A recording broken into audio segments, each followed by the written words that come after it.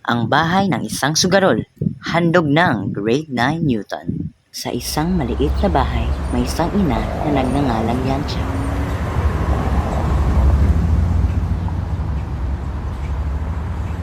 Tahimik lang na nagtatahi si Lanchaw.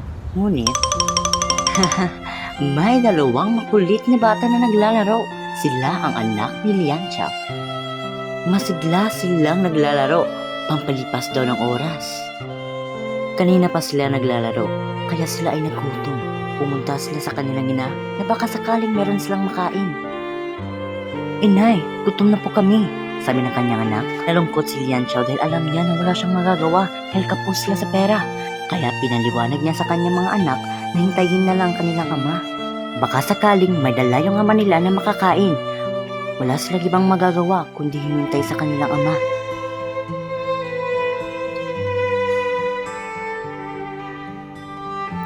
Gutom na ang mga anak ni Lianchao.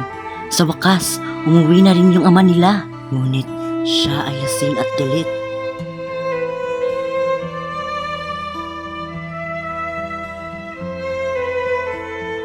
Ba't hindi pa kayo nagsaing? Wala kayong silbi.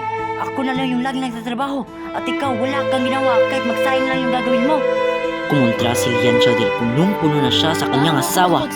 Kung wala ka namang binigay na pera, sinugal mo lang ang lahat.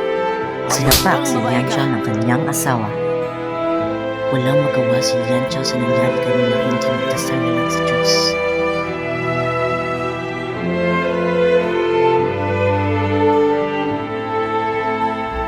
Panginoon, hindi ito para sa akin ang dasal na to, kundi sa bata na dinadala ko.